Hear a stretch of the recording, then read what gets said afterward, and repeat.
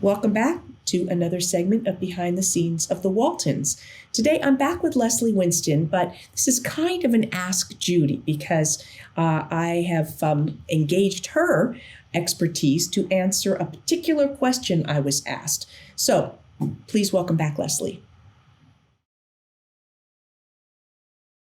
I am going to switch gears here and just ask this question that one of the fans that I didn't know how to answer, but I knew you know how to answer. This is from Thomas. Thomas C. Crazy for Niagara Falls. Had a question about filming large scenes with people in the background. As an example, the prophecy was on the other day. In the scene of John's reunion in the front yard, guests can be seen in the background talking, and kids are running around. John Boy and Jim Bob are sitting at the picnic table, talking and laughing. Grandpa's seen talking to guests. How were those scenes filmed? Was all the action in the background silent? Did the director tell everyone, act like you're talking and laughing, but don't make a sound? Or were they able to edit out the background noise later? So basically, I know that you have spent a lot of time as a professional in this area of looping. So I thought you could best explain to everybody how these background scenes, and be it that party or a restaurant or a street scene, how does that work? So the answer is kind of all of the above. It just kind of depends. Most of the time, background actors are pretending to talk. So somebody like me, my second career after I stopped being on camera, I was what's called a looper. And they call it looping because they're looping in soundtracks after the basic scene is, let's just take it scene by scene, basic scene is shot. So I like to use a restaurant scene because it's kind of an easy way to describe it. So you've got two people in a restaurant, and that's your stars or your principals who are having a conversation, and they're going to be shot, straight in. They're going to have an over the shoulder, so one of the people won't see their face, but you see the other guy's face, and vice versa. And that's the basic. There could be many more, but so let's take the shot, the master, if you will, where they're shooting straight in. Okay, you've got all these people in the tables around you. So we would lay what's called a bed. And we would, a looping group can be as small as 2, 4, 6, or 8. You're really lucking out if you get 8 people into the soundstage because it just, you have more opportunities and you can do more with it. But that doesn't happen very often. Usually 6 is kind of the norm.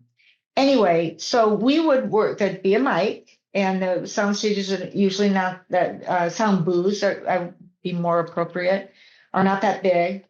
And we would maybe do little groups, 2 and 2, and they would just record us being restaurant patrons. And then they loop that in. So because if the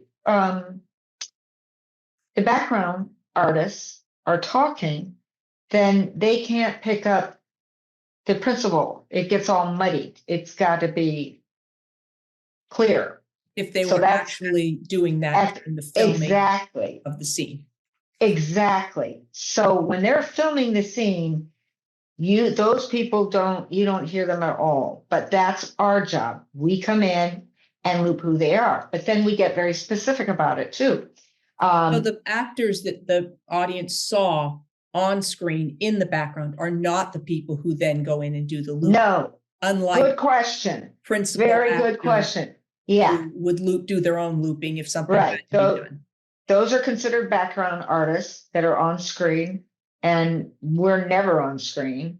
We are also looking at a giant screen of whatever scene we're filming, because that keeps us on cue. And sometimes we have to do a cue to a number on the screen, very specifically. But also, say you're doing an over the shoulder where the camera's behind me. So it's not seeing my face, but it's seeing the person who's in front of me. But then there's people at the restaurant behind, or a waiter walks by, or a waiter walks up to the table behind me and clearly looks like he's asking for their order. Well, we will loop in that kind of stuff. That it would be a separate track. Say a 1 minute restaurant scene could easily have 10 tracks that we're going to loop in. And then Kind of layered in one on top. it's layered in, which is why it's called looping. And the thing is with, you can't be too interesting because you're not the show. You are just, if looping is done well, nobody notices it. It's just, nothing is jarring. No words really pull out. So what sort of things might you say if you were doing laying some looping for a restaurant scene? Well, you might be colleagues. So you're talking about work, or if it's a 2-woman shot, they pick out 2 women. Then, oh my God, I'm so glad to see you. Oh, what a week I've had. Very generic, or how are the kids? Or I'm so glad I ran into you. You act like you're maybe in the bigger shot, you're really acting. They want a buzz. They want it to seem like a lively restaurant, a lively bar. A lot of laughing. But then also, depending on the shot, some background player might figure prominently, that's just the way it happened. And they're saying something specific to someone, and we have to try to figure out what that is. And then we will loop in words for them. How are you doing? So good to see you. Oh, have you seen what's on this menu? Take another situation. If you're in a courtroom scene, you're going to be talking about lawyer stuff.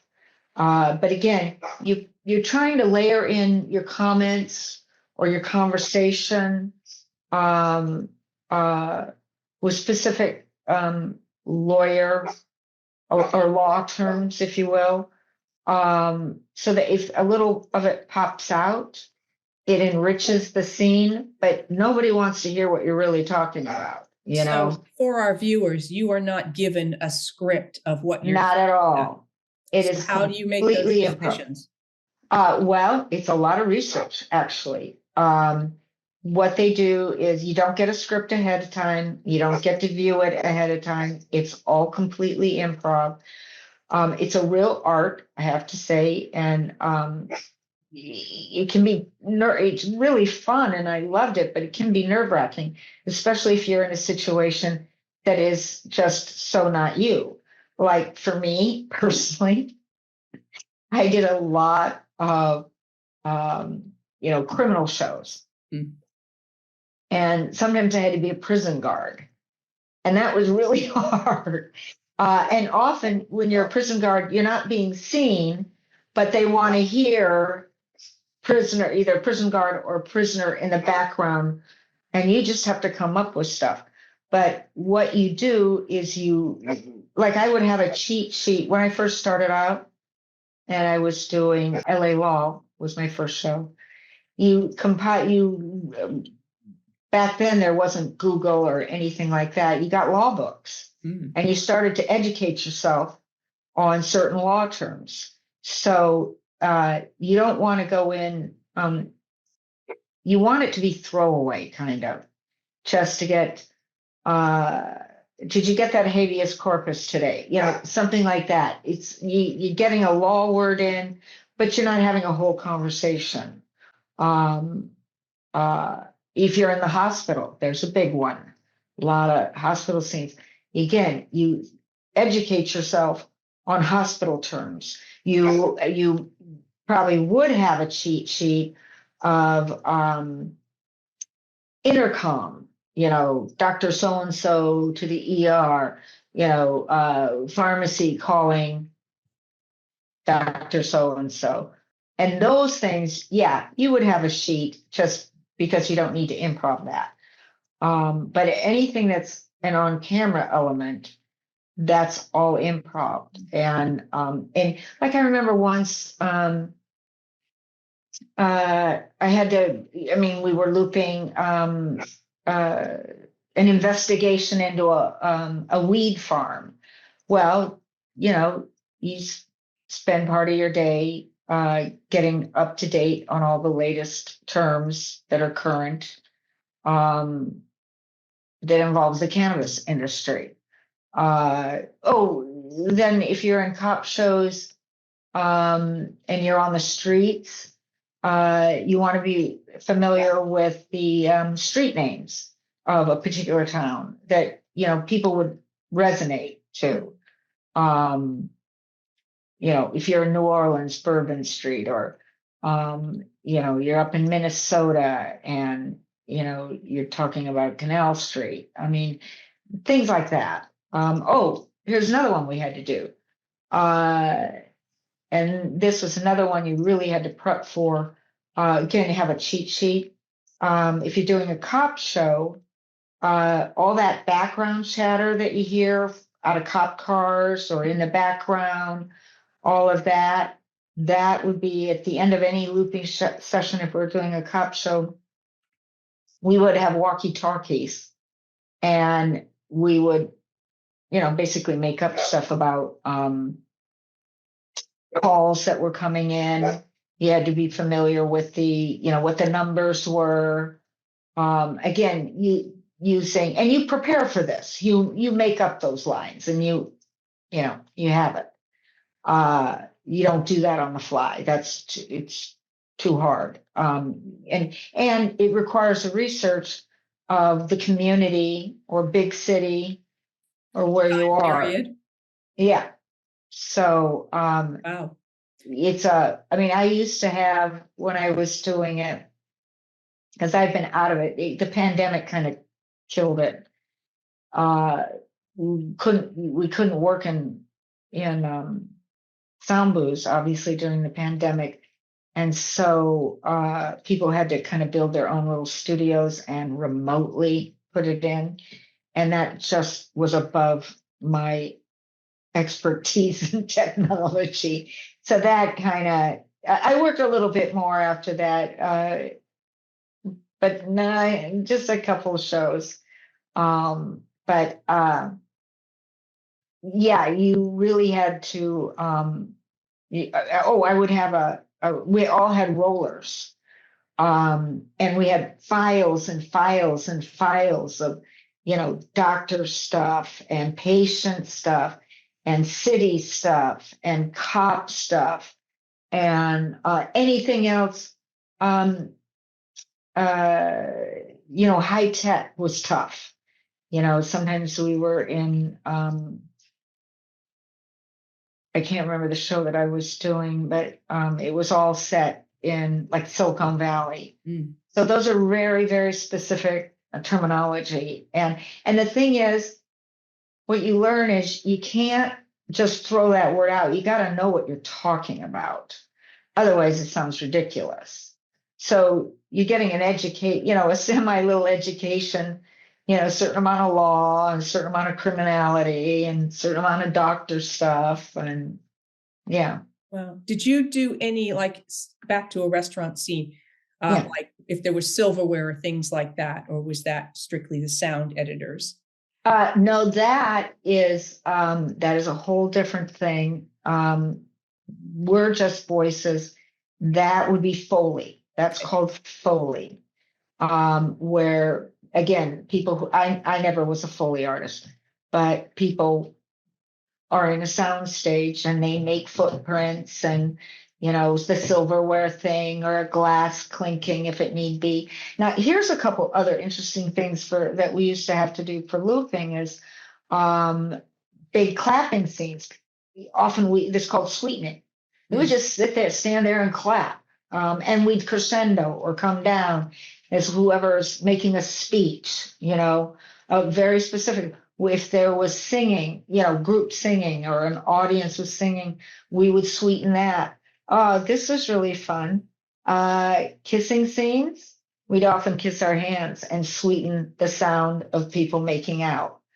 The Because people were kissing in the background of something?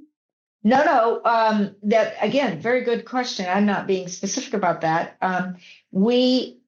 Yes, we're doing all the background, but we're sweetening up principal characters as well. Hmm.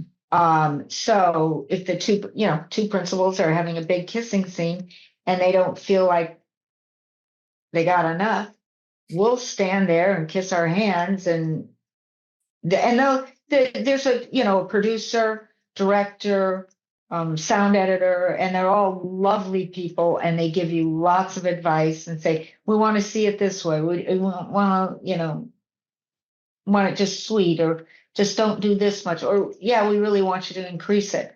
The other thing is, when people, in fights and punch, and there's that's us. It's called efforts. And you're standing there kind of like, you're literally, and they'll tell you what to do and how to lay back. And it's pretty fun, gotta say. I've talked about one of the stranger ones I had to loop on the Waltons was in The Grandchild, when Mary Ellen she's gone to the cabin where Cassie loses her baby, and then she kind of curses Mary Ellen, and Mary Ellen like leaves the cabin and is running through the woods at night, and it's pouring rain and it's lightning and thunder and all this kind of stuff, and Kurt is like driving trying to find her. And I remember that. Yeah, it was because of the lightning machine and the thunder machines, they made all this noise and stuff, so they couldn't record audio at all. Right. And so I had to go into the looping, and I was watching the scene, and I had to do a lot of heavy breathing from running through the woods. Yes, they're going, that's exactly it. All that kind of stuff. And then, and then there's a point where when the headlights of the car hit her, and she just starts screaming. And so there was just, it's funny. interesting. Yeah. And the heavy breathing, the efforts, all that. Like sometimes, say, a principal has a reaction to something, whatever, and the reaction is like, well, the directors may just feel like they didn't get enough. Not that they don't like the performance, but they want more sound. So we will be very specifically matching the mouth movement, and trying to get it. So we lay that in and basically sweeten the performance. Wow. There's a lot of technical to it. It's improv, but it's technical. Well, it's amazing. And I think this is a very detailed explanation for Thomas. And I've had a couple of people ask questions about that. And some of it I knew, but you add so much more to the details of what goes on, because beyond me stepping in and doing something for a character I was playing, I haven't done the other stuff. So thank you for answering that in great detail for us. Probably more information than anybody ever wanted to know about. Our audience is getting really well educated, and they have more and more interesting and sometimes technical questions. So in a lot of cases, they're things I don't know the answers to. And sometimes I just tell them I have no idea. And sometimes I'm able to find out, and sometimes I'm not. So in some cases, I may be trying to get people who are technical people that understand, whether it's lighting or camera work or sound or whatever, or editing, to try to add more information for the things that people are asking. And sometimes they'll just have to go with I don't know, this is my best guess. Yeah. So. Yeah. I know you need to run, my sweet, so I don't want to keep you. Oh, thank you for having me. Yeah, this is great. We'll do it again, or maybe when I'm next in LA, we'll do something on camera together. Oh, And how fun would that be? That I would would be a lot of love, fun. I would love that. I would love that. we'll put that on, on a back burner until we have a chance to be together again. Oh, So I thank look you. forward to it, my dear friend. Yeah. Overdue. I love you, babe. I love you too. Thank you for joining me for this segment of Ask Judy and Behind the Scenes of the Waltons. I will be back with more, and thank you so much for joining me. Thanks for watching.